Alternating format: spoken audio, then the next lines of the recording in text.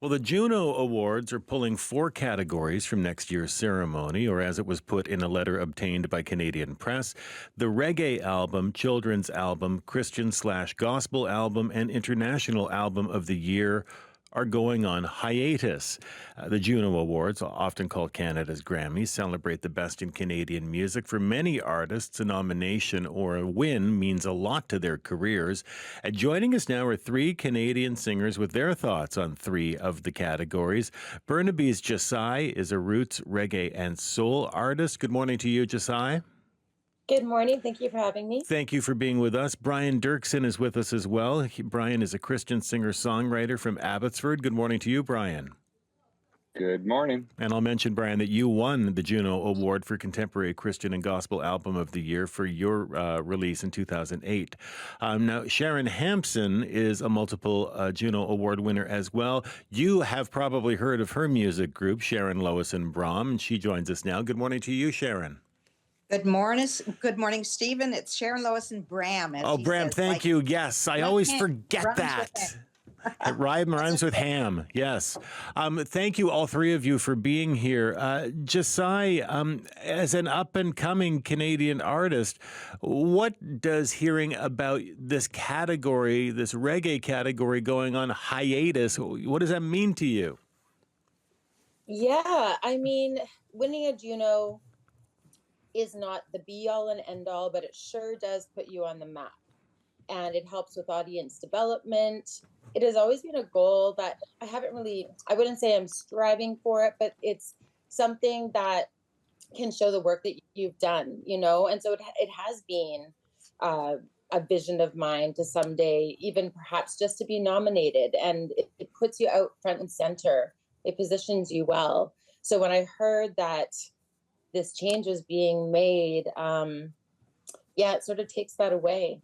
And in 2018, I actually had the pleasure of performing on the Junos with Daniel Caesar. Wow. And just being there, it's so exciting for artists and industry professionals. And I think it's just to take that away from people kind of cuts into those dreams and those big visions.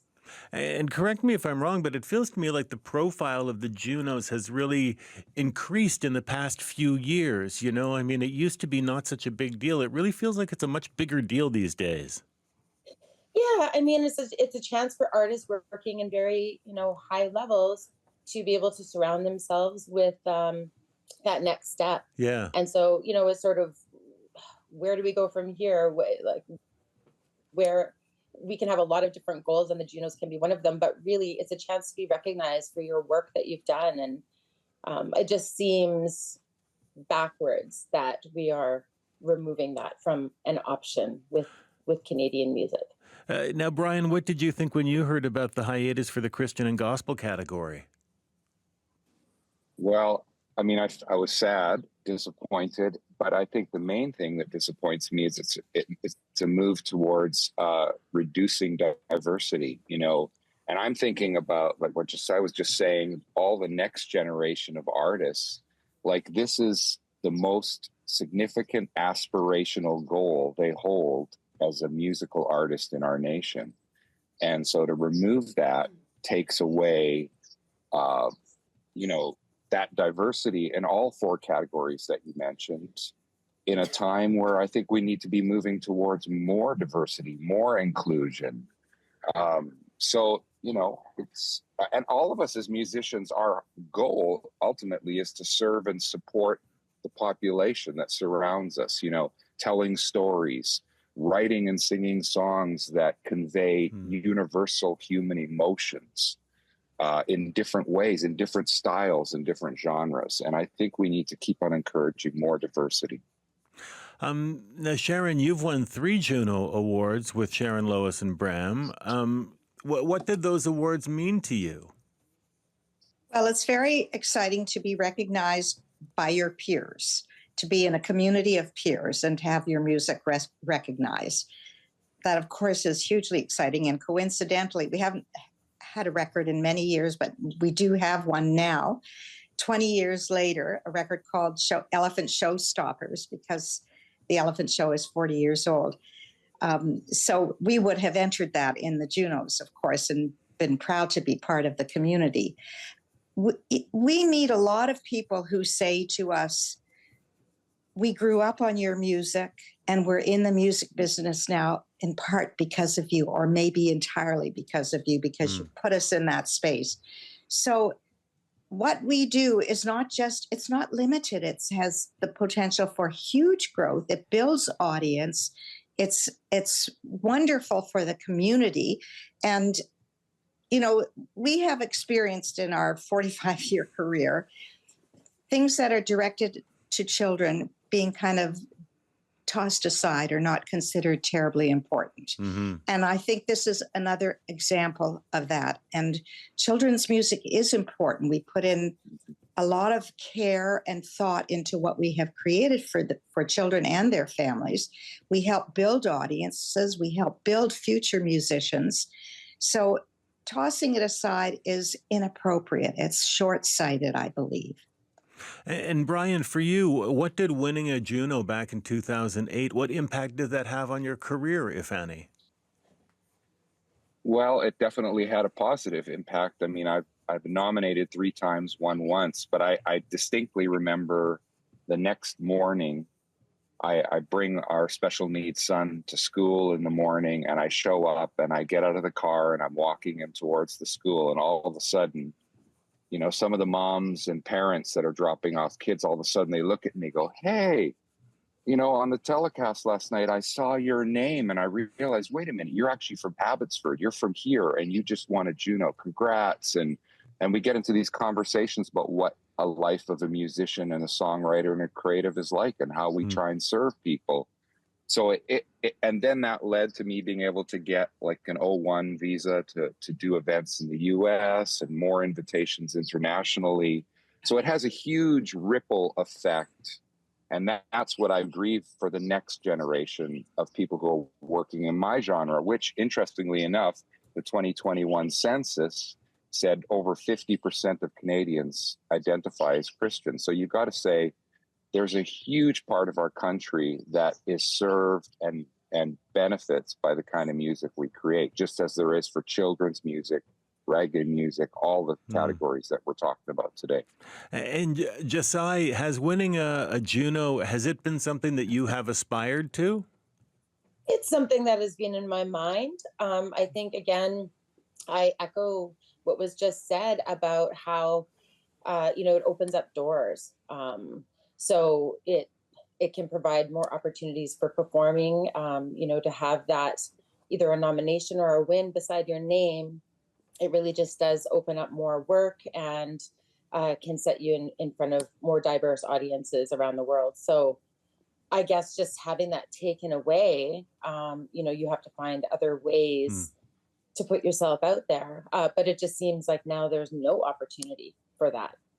And I also wanted to say, too, I grew up on Sharon, Lois and Brahm, and children's music is actually one of the things that motivated me and inspired me as a young person to become a singer. And now I'm a teacher. I'm a music teacher with the Burnaby School District, and I see kids all the time that love music. Well, what do we tell the kids that want to perform in the categories that are being cut? Like, we can't talk to them anymore about dreaming big on that level if there's no category.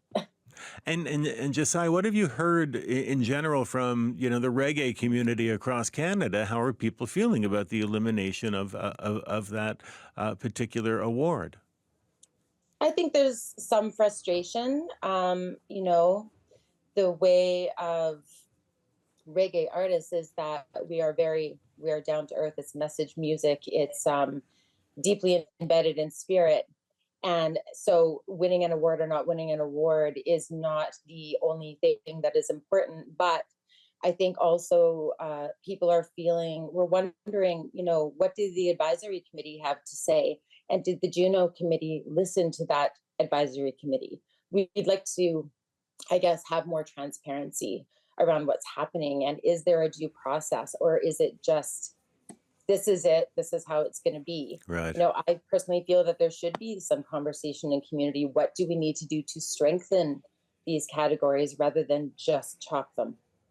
And Sharon, I imagine you agree with Jessaii when it comes to, children's music and the importance of children's music and teaching music to children as well. I mean, what does this do to that? Because, so much of kids' music is a part of a kid's education. Well, this is not going to stop us or the other people who work with children like Jessaii and others from bringing music into the lives of children. That has been our most important goal. Take music in your life, experience it. It's yours forever. So the Juno's behavior is not going to stop us from doing that. It might lower the level of success or opportunity. It might decrease that, but it won't stop music from going into the hearts of children. But it's not only that. It's not only the recognition. It's not only the opportunities that the recognition provides. It's being in the company of your peers, teaching us that the music that we make for children is as important as the music you make for grown-ups, for adults, for teenagers.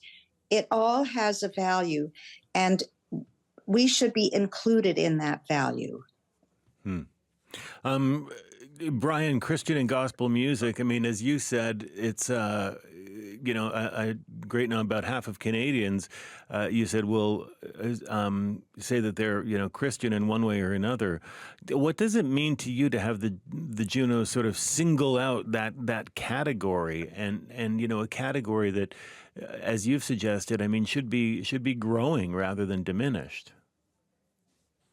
Well, it's hard to take again for the next generation. And I just kind of go to a place like, imagine a world without songs like Amazing Grace. Like, imagine a world without these kinds of songs that come from deep from people's human experience and their spirits. And every generation is writing songs that end up enduring and helping people in times of trouble. I mean, I've been doing this for 35 years, and the amount of letters I get from a song that I've written that has helped them in their hardest time. Tonight, we're at a sold-out show here in Vernon. We're out on the road. I'm touring with Marika Seward, a Black pop and Christian artist.